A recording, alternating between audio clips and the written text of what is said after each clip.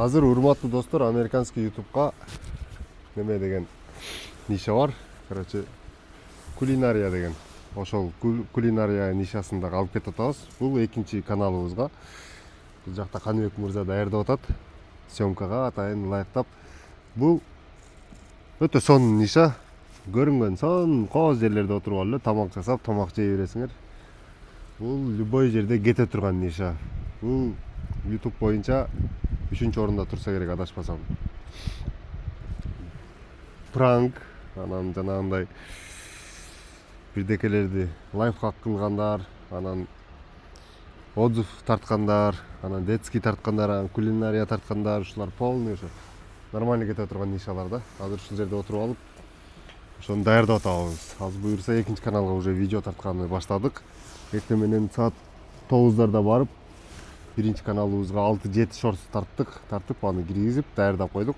Эми экинчи канал буюрса бул жакта Каныбек мырза даярдап атат. Азыр ушул жерде сонун кылып үйдүн фонунда тартабыз. Анан эртеңки видеолорду уже башка жактарга барып тартып баштайбыз.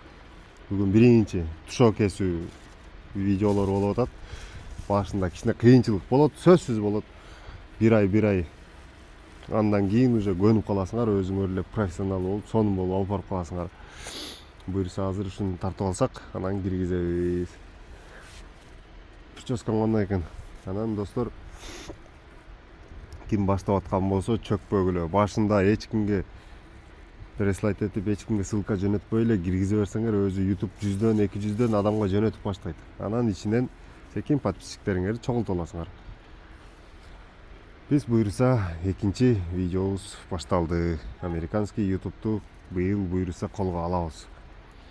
Кыргызстанский ютубтан акча түшкөндү баштадык. Анан жерде менин мышыгым бар. Бул шотландский мышык. Американский ютубка тиешеси жок, бирок тартып кое берейин дедим, келип калган экен. Шотландия визасы бар. Шотландия шалтак кылды, короче. Ушундай достор.